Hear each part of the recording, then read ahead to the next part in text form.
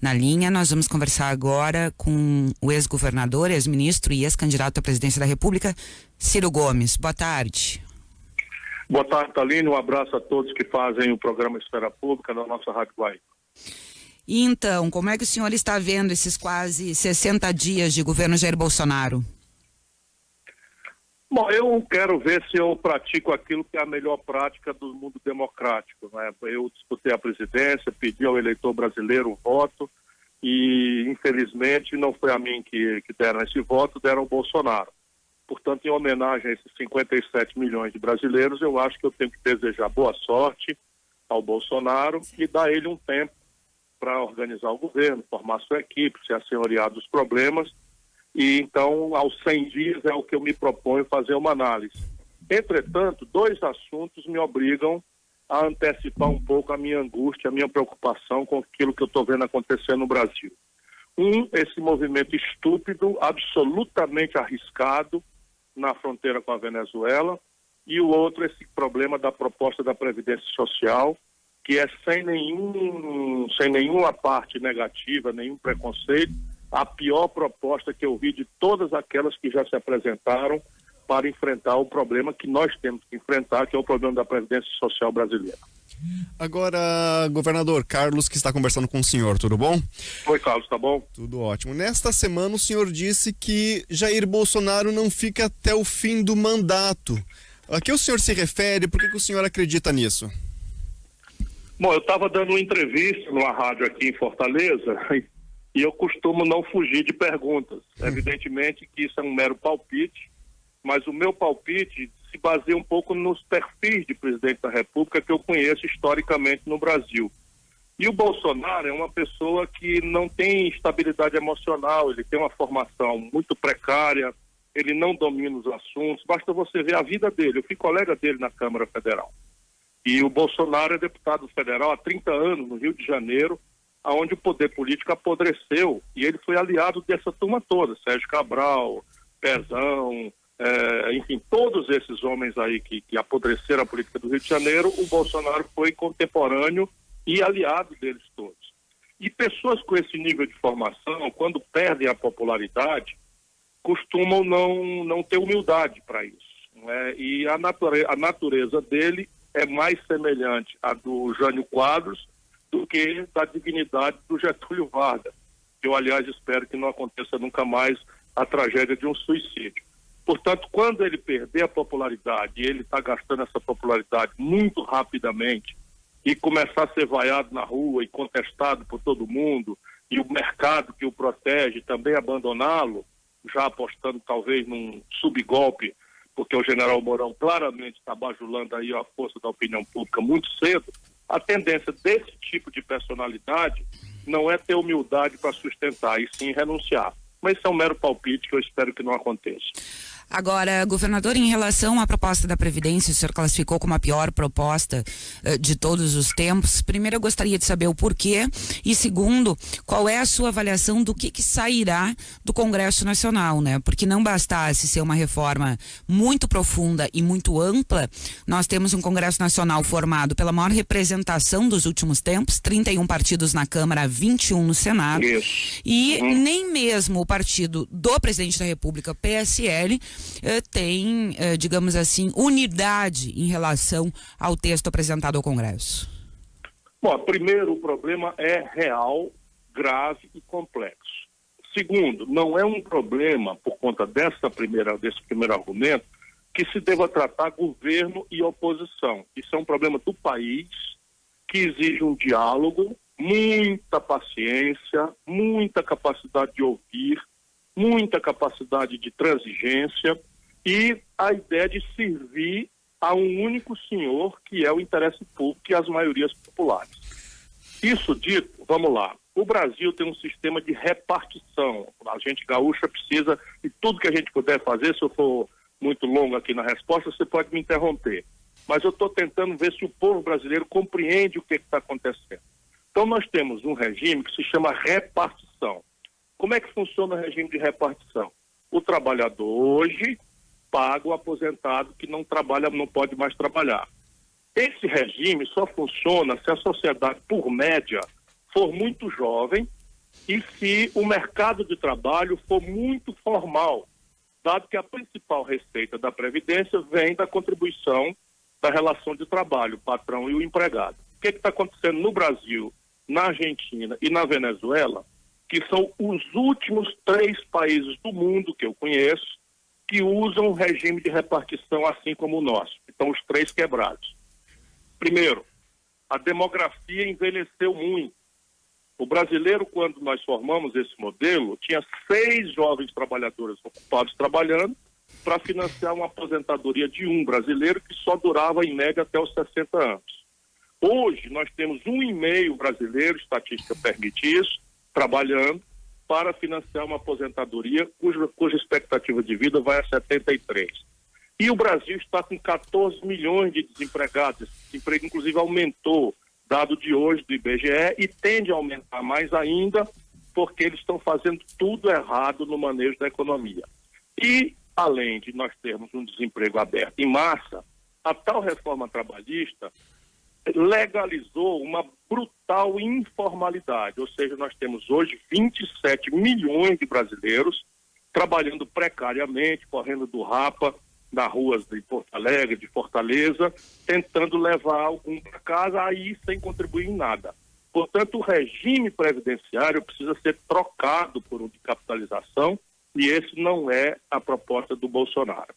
Segundo, a Previdência Social brasileira, antes da gente reformar por causa dessas razões todas, precisa recuperar a autoridade moral para que a sociedade tenha a capacidade de ser chamada a fazer sacrifício. Vamos lá. Hoje, essa proposta não mexe em nenhum privilégio das graves distorções do sistema atual. Que o gaúcho saiba, o trabalhador do comércio, o trabalhador da indústria, da construção civil, o trabalhador dos Pampas, o trabalhador da metade sul do Rio Grande do Sul, na zona rural, tem uma média de aposentadoria de R$ 1.230. O trabalhador que se aposentou por tempo de serviço tem uma média de R$ 1.940.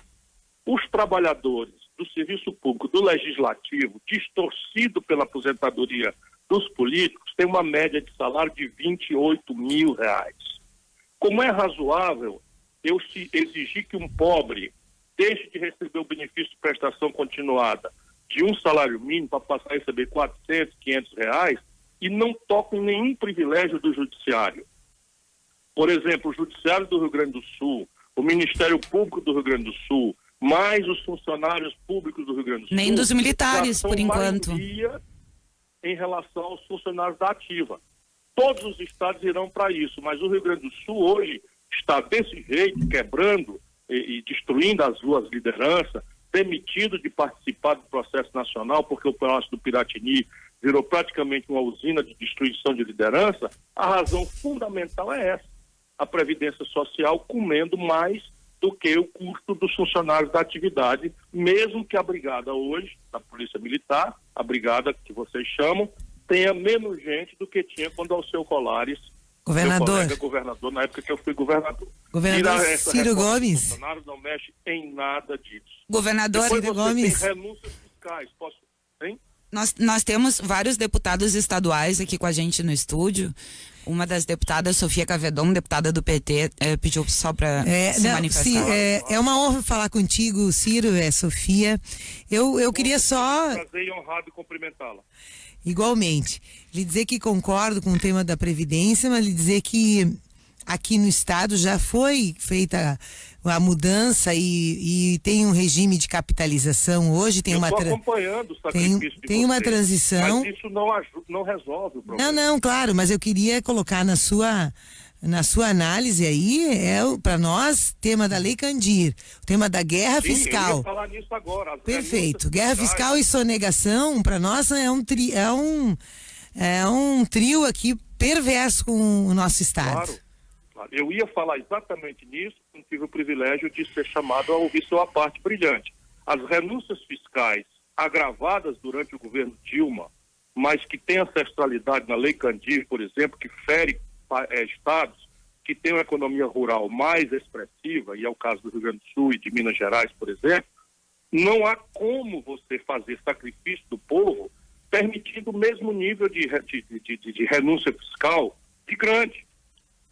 Se você quer estimular a exportação, tem que haver um reintegro, como aconteceu na Argentina. E, de novo, a União Federal está passando o calote nos estados. E os 3 que estão em piores situações são Rio Grande do Sul, Rio de Janeiro e Minas Gerais. Eu cansei de falar isso durante a campanha, mas, infelizmente, a raiva do povo gaúcho das mazelas do PT foi tão grande que eu não tive o privilégio de merecer a maioria aí. O Rio Grande do Sul sozinho não resolve o problema. A União Federal tem que introduzir essas variáveis dentro de uma reforma verdadeira da Previdência. E, por fim, deixa que eu lhes diga, a fraude. Hoje nós temos ativos superiores a R$500 bilhão, oficialmente ponderado, contabilizado, ativos equivalentes a R$500 bilhão, que resolvem o problema do déficit da Previdência por 3, 4 anos. Pedindo, evidentemente, que a gente, nesse período, discuta uma nova Previdência Social para o país. Ô Ciro, só me permite dizer que não foi a raiva contra o PT que te prejudicou. Nós te queremos na parceria, na oposição, defendendo aí o patrimônio Não, brasileiro, defendendo as carreiras públicas. Não vamos brigar entre nós, Ciro. Não vamos brigar entre nós, que o inimigo está longe.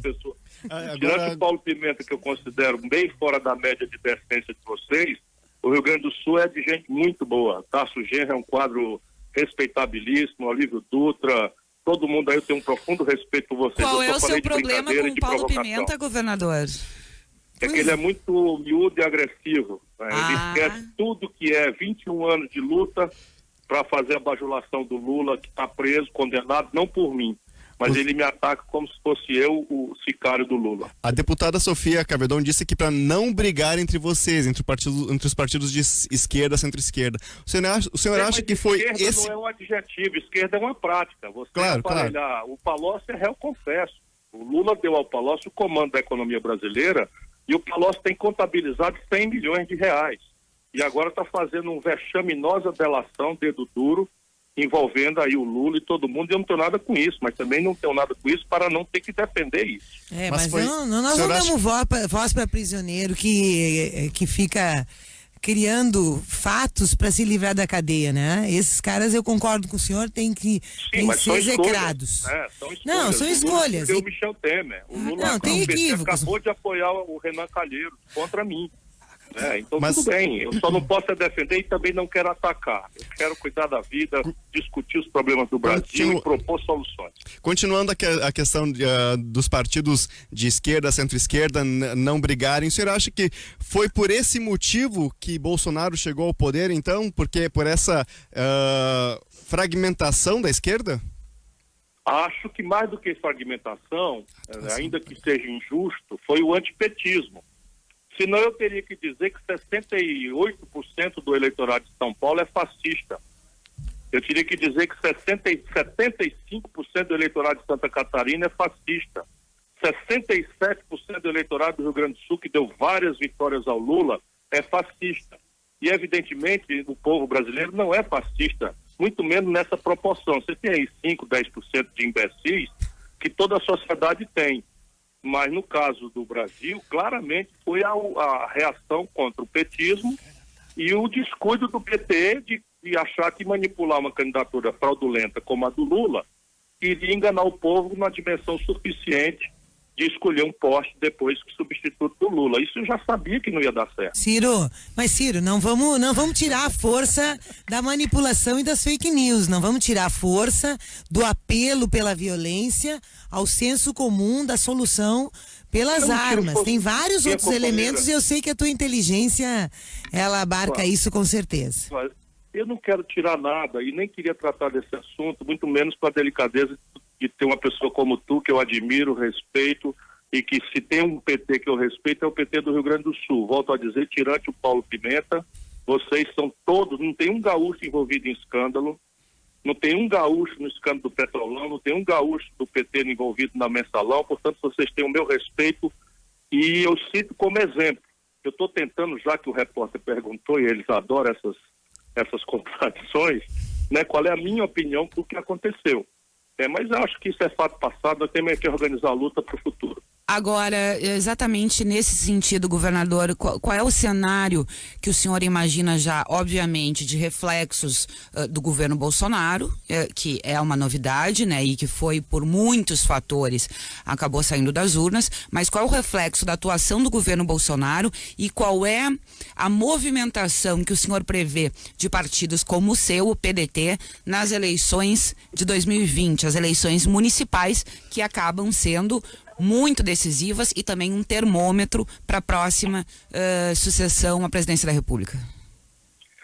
Eu vou de trás para diante. Acho que as eleições municipais ainda vão se ferir no influxo dessa onda conservadora no Brasil, dessa onda antipetista. Eu volto a dizer, parte justa, parte injusta, mas é uma onda que a gente ou reconhece ou não estaremos entendendo bem o problema. E reconheço que parte é injusta.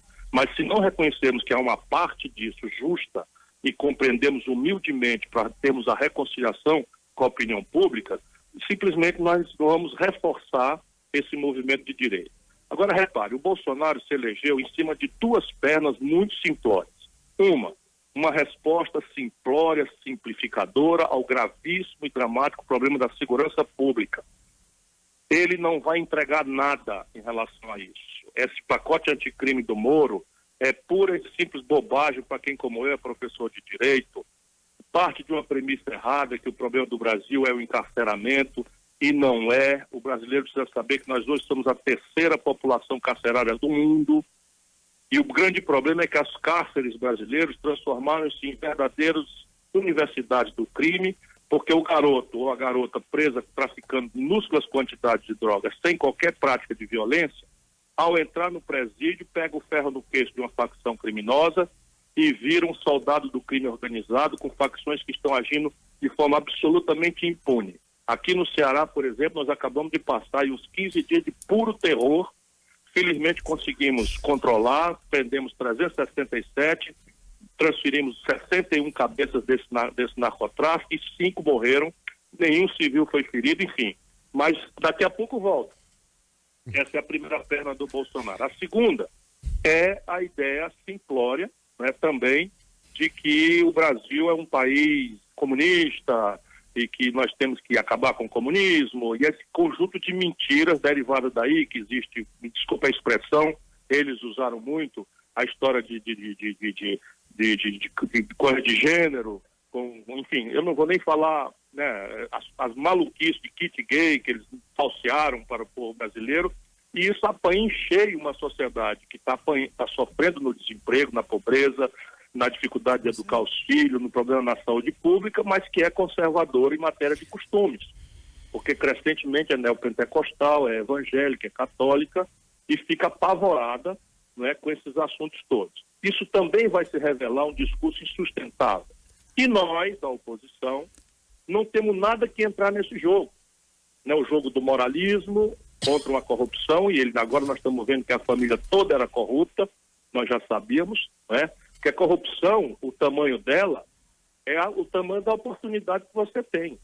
Se o filho do Bolsonaro era deputado e pegava todos os funcionários e obrigava os funcionários a entregar para ele o salário, isso é um roubo que, se ele fosse prefeito, seria muito maior, se fosse governador, muito maior. Por quê? Porque um homem sério não faz esse tipo de coisa. Um homem honrado não faz esse tipo de coisa. Portanto, a família Bolsonaro é corrupta. E isso vai se demonstrar com muita clareza. Né? O Bolsonaro usava dinheiro do gabinete dele para malversar também. Né? O Bolsonaro dava frequência para uma cidadã, que é a filha desse Queiroz, dava frequência completa a ela. Isso é fraude. E ela não trabalhava e dava o dinheiro direto para esse Queiroz, que é ligado, conectado com as facções criminosas do Rio de Janeiro. Portanto, esses dois pés que o elegeram vão começar a bichar. E há uma grande questão para a qual nós temos que chamar o Bolsonaro, e ele foge dela inventando essas novelinhas, do menino usar azul, a menina usar vermelho, o outro manda cantar o hino nacional e reproduzir o slogan, coisa. Isso tudo é distração para uma questão: emprego, salário, aposentadoria, saúde, educação e segurança. Essa é que é a agenda para a qual nós temos que chamar o senhor Jair Bolsonaro e o seu governo de malucos para responder. Cadê o emprego do povo? Cadê o salário? Como é que vai se resolver a equação da saúde pública? Como é que se vai fazer para educar a sociedade brasileira de uma forma a profissionalizá-la e não produzirmos jovens descrentes de tudo para serem cooptados por uma diária de 50, 60 reais pelo narcotráfico nas periferias do Brasil. Governador Ciro Gomes, muito obrigada pela sua participação aqui no Esfera Pública e aguardamos uma visita sua aqui no estúdio quando vier ao Rio Grande do Sul. Com muito prazer, já estou com saudade da minha visita mensal ao Rio Grande. Governador Ciro, deixa eu lhe dar meu depoimento. O Paulo Pimenta é um grande homem, é simpático. Dá uma chance aí. Se o teu problema é só relacional, tá? Nós temos um grande líder. Nós temos um grande líder. Eu conheço as origens dele e as tramóias dele no Uruguai. Olha. Opa! Então tá, muito obrigado, governador. Até a próxima. Obrigado a vocês. Obrigada, governador.